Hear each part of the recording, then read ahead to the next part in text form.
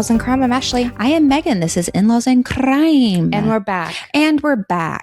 It's been...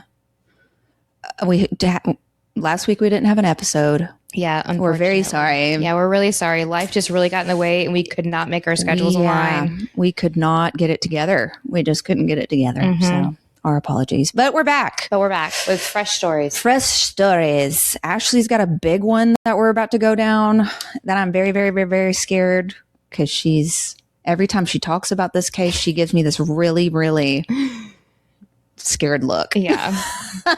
So we'll talk about it on my episode before because it requires a trigger warning. So. Oh gosh. Yeah. Mine today, well, it's a sad one, but it does involve a child. So, but I don't really go into any detail. So there's no trigger warning I don't think I need to give, but I don't think we have any files either, like crime files or farm files or anything. Yeah, no, I don't have any farm files. Everything's good at my house. My hummingbirds are still gone, but yeah, you know, it is what it is. I do have a farm file. You do? I do. Let's hear it. Just popped into my head. So everybody, if you're a listener, you know my cat Rookie, who's a panther cat and kills everything. Mm-hmm. We were in our front yard the other day and our daughters were playing in the front yard and we were like, okay, time to go inside. So we start picking up the toys they were playing with in the front yard. And my youngest goes to pick up a toy and I see something move. And then my cat sees it because he's in the front yard with us and he runs over and grabs it and it starts screaming. And I'm like, oh my gosh, is it a rat? What is it? I run over there. It's a baby bunny. Oh, no. A tiny baby bunny. Not a baby bunny, Rookie. And it's in the middle. This mama rabbit put her babies in a little bitty divot in our yard. 4 tiny little baby bunnies just in the middle of the damn yard. Really? And so, of course, we have to... Dylan was horrified. Oh, yeah, they both were. It's okay. They both were though. And like we were trying to figure out, we got the girls to sleep that night and we had locked Rookie in the garage and we're trying to figure out, me and my husband are trying to figure out what the hell we're going to do with these damn baby bunnies. And so Drew got a like one of those milk carton things and he anchored it down. So the mama bunny wouldn't have enough room to get in, but theoretically Rookie wouldn't. Yeah. And I wake up the next morning and the baby bunnies were gone. And if anybody wants to know, I Googled it. Mother rabbits do not move their babies.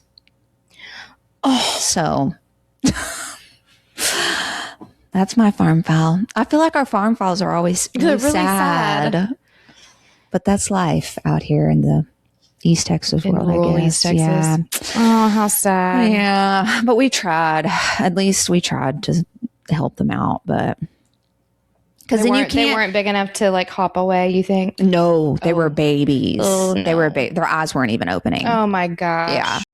And then like at one point I was like, well, do we bring them inside? But every time you try and like hand raise wild baby bunnies, they die. They just get so. Oh, really? Yes. They get stressed out so easy. So anyways, sorry to Megan. Sorry to bum y'all out. Wow. But I'm about to really bum y'all out with this story. So today I'm covering the Ashley Estell case. And this was back in 1993 in Plano, Texas. And this one you originally were going to do. Right. And she found this article in D magazine about this case. And so she was originally going to do it. And then I couldn't figure out what I was going to do. And she was like, you can go ahead and do this when I found this article. And here we are today. So this one was recommended by my mom. Oh, nice. Yeah. So she remembered it? Yeah. We were living in the Dallas area at the time. And it really struck her because this Ashley girl named Ashley, her and I were the exact same age.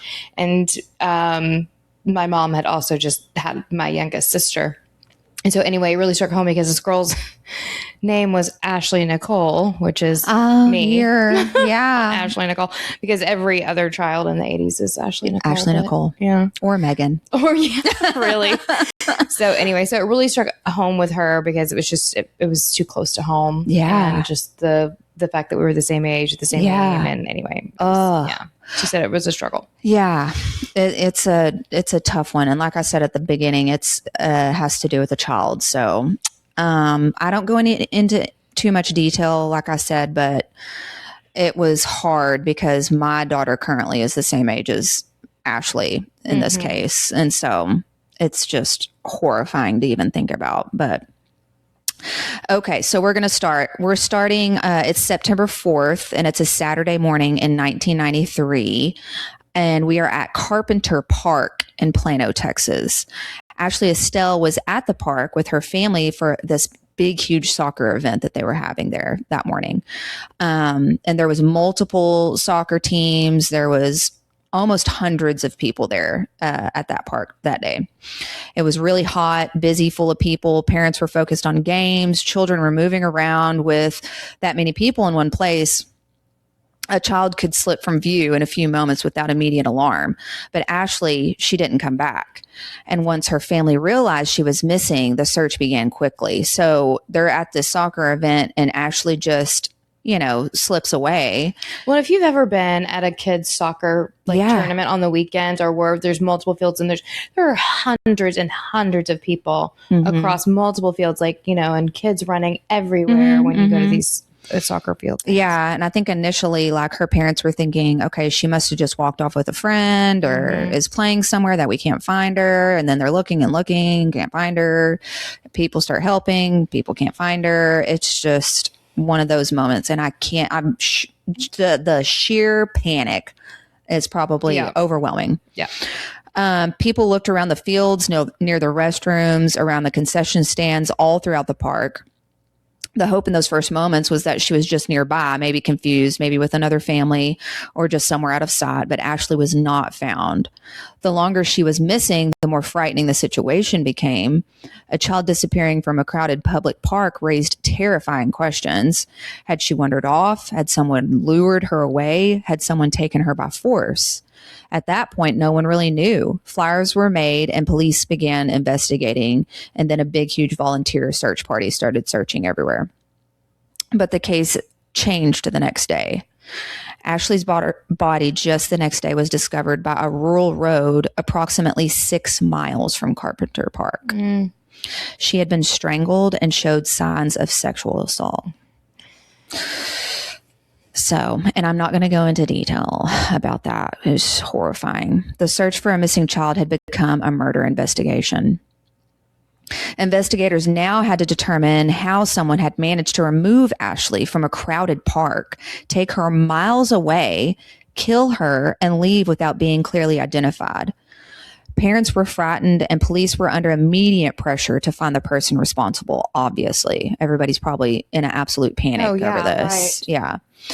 In the days after Ashley's body was found, police returned to the rural area where her body had been discovered, and they were looking for evidence and possible leads.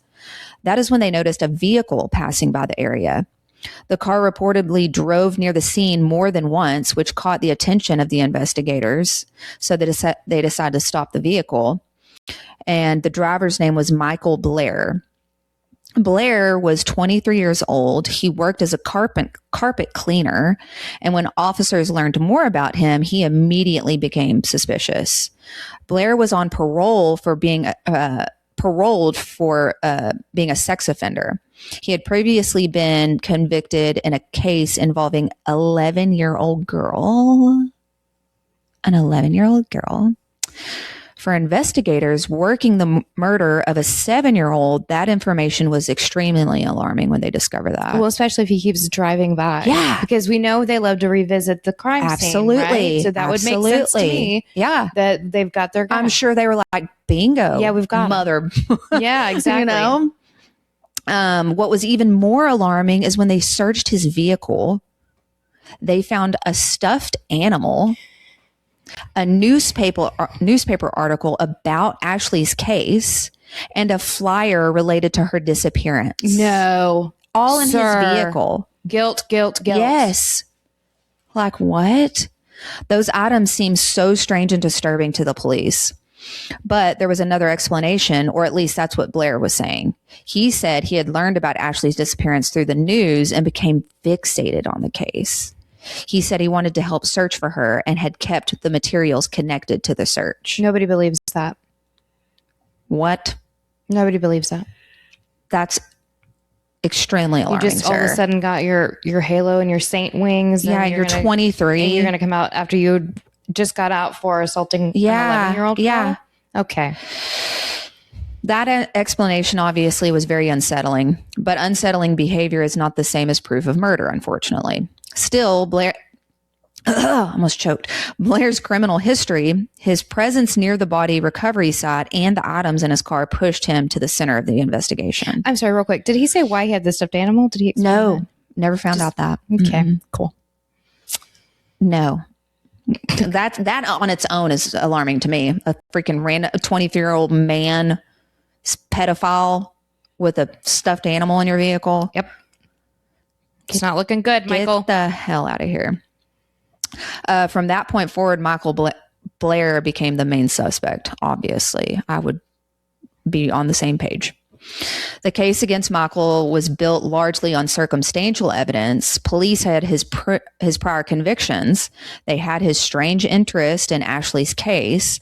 They had the items that they found in his vehicle, and they had witness statements placing a man who resembled him near the actual soccer fields that day. And they had hair evidence. Yes. They had Ashley's hair? They had hair evidence. We're about to go into it. But there were also major problems. No one could definitely say they saw Michael Blair take Ashley. No one could say that they saw Ashley inside of his car. Police did not get a confession from him, and despite hours of questioning, Blair continued to deny killing her. The physical evidence became especially important. Investigators found hairs in Blair's vehicle. And at trial, a forensic hair... Now, remember, mind y'all all, this is still 1993. Mm-hmm. So DNA was just popping onto the scene and wasn't being used like in these cases. At the time... oh, wait, let me back up. So they find the hair, and a forensic hair expert testified at the trial that some of those hairs appeared similar to Ashley's hair. At that time in 1993, microscopic hair comparison was used in courtrooms as forensic evidence. Experts would look at hairs under a microscope and compare characteristics like color, structure, and shape. So they would basically take hairs. So they basically took Ashley's hair and compared it to this hair found in Blair's vehicle, put them under a microscope and said, they look the same. That's it. So that's not very solid. Right. Well, I'm sure back then it seemed solid, but now, knowing what we know now. Well, all the things he has against him, I mean. Yeah. But the wording was important. The expert did not say DNA proved Ashley had been in Blair's car. The testimony was that the hairs appeared similar. To a jury, that kind of testimony can sound much stronger than it really is. When people hear that hair from a murder victim was similar to the hair found in the suspect's vehicle, it can feel like a match. And in a case with no confession and no clear witnesses to the abduction, that hair evidence helped hold the prosecution's case together. There was also the flyer that was found in Blair's vehicle. The flyer had been torn near the neck area of Ashley's photographed and taped back together. Police saw that as suspicious, possibly symbolic. Which maybe you're reaching a little bit, but but still, I mean, that would be very torn it. Do what? Yeah. But I mean, it would be when you're searching his vehicle and you find that, I'm sure you'd see that and be like, what is going on here? Blair claimed it tore when he tried to remove it from the windshield after participating in the search. To investigators, his explanation did not matter much. They believed they had found the man who killed Ashley, but there was another possible lead in the case as well, and it did not receive the same focus. At the soccer fields on the day Ashley disappeared, there was reportedly another man who drew concern. He was the actual soccer referee. And he had pending allegations involving child molestation. And he's a freaking referee at a child's soccer game. that detail. I hate people. I do. It's just the child thing. It's just the children thing. Yes. I want them all. I can't say what I want because we would be in trouble probably. That's okay. I'm pretty sure I say it in mine. So. I know. Okay, good. So yeah, he was a soccer referee. The detail is important because he actually worked. He was working that day when she vanished.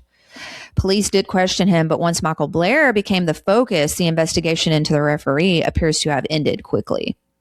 One reason reportedly given was that the referee's alleged prior victims were only boys and not girls. Oh, well. So he's a sicko. Yeah. That assumption is risky, though. Offenders can have patterns, but those patterns are not perfect. Access and opportunity can matter just as much. A person accused of abusing boys should not automatically be ruled out in the abduction of a little girl. Authorities reportedly did not collect DNA from him either. So that sucks. Okay. He later left town without picking up his paycheck. Uh-oh.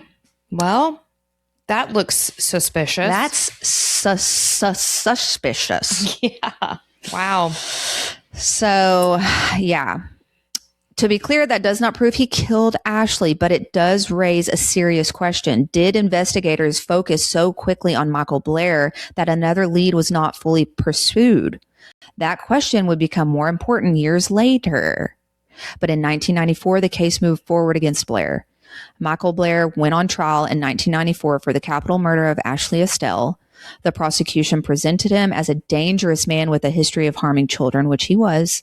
They argued that his behavior after Ashley's death showed guilt. His interest in the case, his presence near the location where her body was found, and the freaking weird-ass items in his car. The hair evidence was also central to the trial. The state argued that the hairs in Blair's vehicle were similar to Ashley's, suggested she had been in his car. The defense challenged the evidence and maintained that Blair did not kill Ashley, but to the jury, the prosecution's case was so convincing. Michael Blair was convicted of capital murder. He was sentenced to death by lethal injection. For Ashley's family and for the Plano community, the conviction may have felt like the closest thing to justice. A little girl had been taken and killed, and now the man believed responsible would face the ultimate punishment. Ashley's murder also had a larger impact on Texas. Her case is the one that inspired legislation known as Ashley's Laws, which strengthened sex offender registration, community notification, and penalties related to sex crimes. Good. So that's awesome. The laws were created in response to fear, grief, and outrage over what happened to Ashley. But the conviction behind that outrage would not hold forever. After his conviction, Michael Blair was sent to death row. For years, he maintained he did not kill Ashley Estell. In 1999, journalist Jacqueline? I don't know. Hilburn? Jacque. Is it Jacques? Jacques? I don't know. I'm going to say Hilburn. That's the last name. Interviewed him in prison. She had been trying to speak with Blair for some time, and when they finally met, he insisted again that he was innocent of Ashley's murder. But the interview took a really disturbing turn. Hilburn asked Blair about his life and his childhood. And so he tells her that he comes from this broken home. He said he had been sexually abused as a child. Then he admitted that he had abused a young female relative. Then Blair said there were other victims. He clarified that he was not talking about murder victims. He was talking about children he had sexually abused. I'm going to throw up. I mean, that does make a difference if he's not killing them, right? I think that's. I mean, it's awful. Don't get me wrong. Mm-hmm. Regardless, you're a monster. But if you're not killing your victims, why kill this one? Yeah, I think that's what the point was. Yeah. So after that interview, Blair began sending Hilburn letters and documents. Over time, the correspondence grew to more than 800 pages. Oh my gosh. That's wild. A lot. In those letters, Blair admitted to sexually abusing numerous children in other incidences. He described victims in multiple states. He described patterns in manipulation and opportunity. He talked about children connected to people he knew. The letters were absolutely horrifying. They confirmed that Michael Blair was dangerous, but they also complicated the case. Because while Blair admitted to the other crimes, including crimes no one had charged him with, he continued to deny killing Ashley. That does not automatically mean he was telling the truth. Guilty people deny their crimes all the time. But his letters made one thing clear. The question was not whether Blair was capable of harming children. The question was whether the evidence proved he actually murdered Ashley.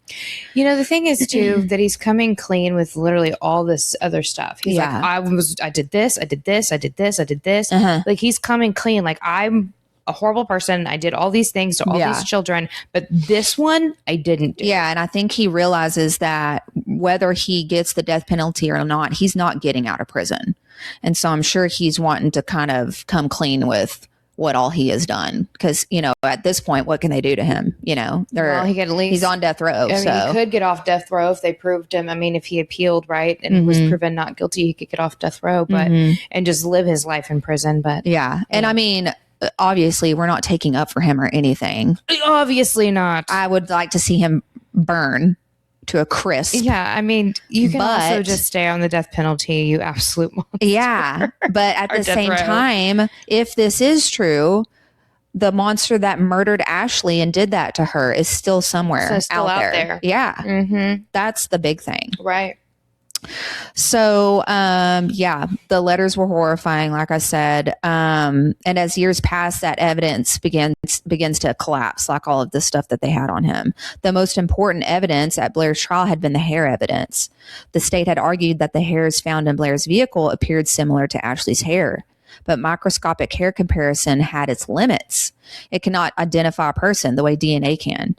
It can show that hairs share characteristics, but it can't prove that the hair came from one specific person. Years after Blair was convicted, DNA testing was performed on the hair, and the results did not support the prosecution's theory. So it was not Ashley's hair. So it wasn't Ashley's hair. No. Which was kind of a hard thing to pin him on anyway, right? Just like you said, because it was just similar. Yeah. But not. Yeah.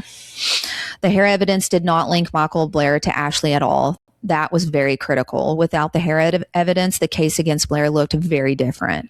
There was still his criminal history, there was still his suspicious behavior, and there was still his disturbing interest in the case. But there was no confession, no reliable witness again, and no conclusive physical evidence tying him to Ashley. Okay, can I ask you this real quick? Was there any other DNA? Yes. No. Really? Even though she had been assaulted, they found nothing. So the only thing that I found was the hair. They were protection then. I'm assuming. Yeah. I'm assuming. Or it wasn't that kind of assault, if that makes sense. Oh, okay. It just said sexually assaulted. Kill me. Yeah. Okay. Yeah. It's fine. It's fine. I tried not to think too much about it. Okay. So, but no, hair evidence was the only like DNA type of evidence, physical evidence. So the evidence that helped send him to death row was no longer holding up. As more testing was done, the state's case weakened even further. Eventually, prosecutors agreed that Blair's conviction should be overturned. In 2008, Michael Blair's capital murder conviction was set aside. The murder charge against him was dismissed, and he was officially exonerated of Ashley Estell's murder. By then, Blair had spent 14 years on Texas's death row, but he did not walk free. Blair's own admissions from death row had led to other investigations. In 2004, he pled guilty to multiple charges involving indecency with a child and received a life sentence. So when he was exonerated of Ashley's murder, he remained in prison for the other crimes. And that is what makes this case so difficult to process. Michael Blair was wrongfully convicted of Ashley's murder, but he was also guilty of abusing children in other cases. Both things are true, and both things matter. It matters that Blair was held accountable for the crimes he did commit, but it also matters that he was convicted and sentenced to die for a crime that evidence did not prove he committed. Because if Michael Blair did not kill Ashley, then the person who did was never publicly brought to justice. So that's what I think is so horrifying about this whole case. After Blair's murder conviction was overturned, questions remained about Ashley's case. If Blair was not responsible, then who was? Reports over the years have suggested that later DNA testing may have pointed towards another man, sometimes referred to in the records as another suspect, but no one has been publicly tried or convicted for Ashley's murder. Blair later sought compensation from the state of Texas. For years, he spent wrongfully. Wait. Sought compensation. Yes. Okay. Yes. Please tell me we did not pay this. We did not. Thank you.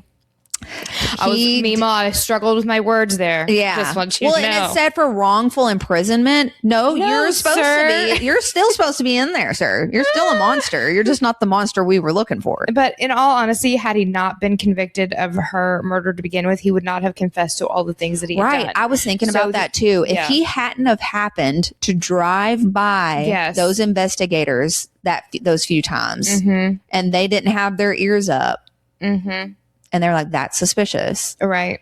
He would have been gone with the wind. And continue to assault kids. Yeah. It's just such a wild... Get out of here. Yeah, compensation. Oh my gosh. So his request was denied. Okay. The Texas Supreme Court ruled that because Blair was still serving sentences for other child sex offenses, he was not eligible for compensation under the statute. Duh. So legally, Blair remained in prison. Legally, he was no longer Ashley's killer, and practically, Ashley's murder remains unsolved. Looking back, Ashley's case shows several major problems that can happen in criminal investigations. The first is tunnel vision. Once police focused on Michael Blair, the evidence appears to have been interpreted around him instead of letting evidence take you where it needs to go. His criminal history made him look guilty. His behavior made him look guilty. His interest in the case made him look guilty. But looking guilty is not the same as being guilty. The second issue was the forensic evidence. The hair evidence sounded important at trial, but later DNA testing showed it did not connect Blair to Ashley in the way jurors may have believed. The third issue is eyewitness reliability, which we hear this all the time too. In high-profile cases, witnesses can be influenced by media coverage, fear, and repeated exposure to the suspect's image. The fourth issue is the danger of assumption. The possible referee suspect was reportedly not pursued with the same intensity after Blair became the main focus. If that lead was dismissed partially because his alleged victims were boys rather than girls, that was a dangerous assumption. Finally, this case shows the pressure that comes after a child is murdered. Police want to solve the case, the public want answers, and the community wants to have their safety restored. Ashley's family deserved justice, but pressure can create urgency, and urgency can lead to mistakes. Today, Michael Blair remains imprisoned for child sex offenses unrelated to Ashley's murder. His conviction for Ashley's murder was overturned and the charges dismissed. But Ashley Estell's murder does not have a publicly convicted perpetrator. That means the case remains deeply painful and it's unsolved.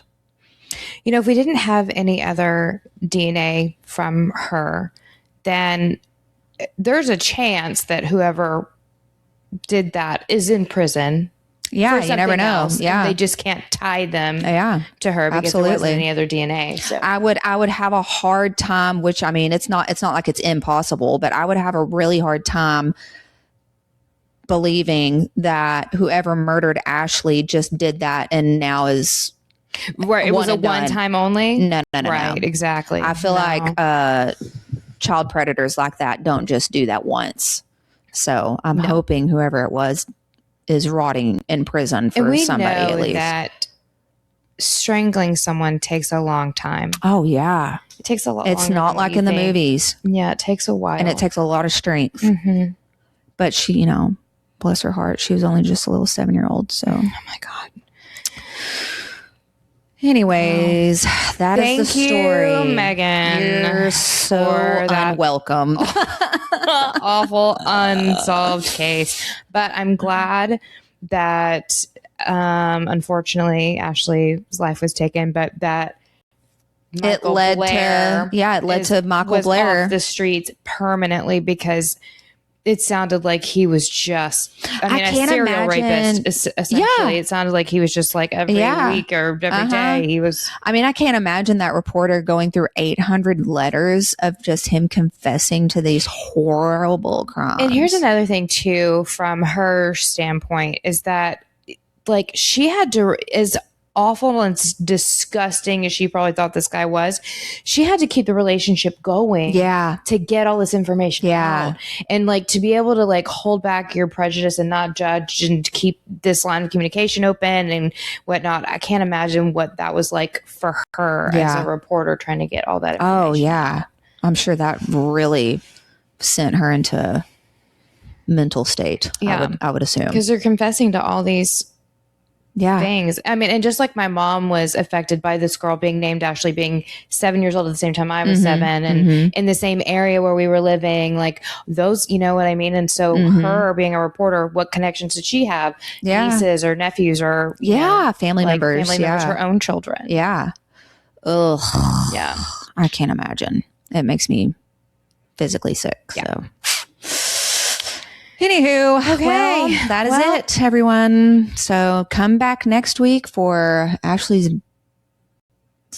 terrifying case. She's still giving me weird looks about. So well, I'll save the banter for our next one. So wonderful, because we're double recording today. We are hang up and then pick right back up. Hang up and pick it back up. So, but if y'all have a tale or a paranormal tale, Megan and I were just talking after our cases. We're gonna need a palate cleanser. We're gonna need a palate cleanser. So we're probably gonna do something paranormally. Yeah, something not awful. Yeah, something. But if you have one of those or any case recommendations, email us at inlawsandcrime@gmail.com. Like, subscribe, and share on all our socials. Rate and review. Thank you so much for the people that are rating and reviewing us on Apple and Spotify. Oh, are we getting some? It helps us out so much. Yeah, I remember I sent you that one. Oh, yeah. Yeah, I forgot your name, but the last one that did a review or rated us and reviewed us on Apple.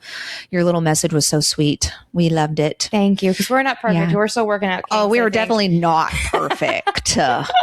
We still have a lot of plans. Winging it every time. We're trying to be better, trying to get better. But y'all's input helps us out. So keep doing that.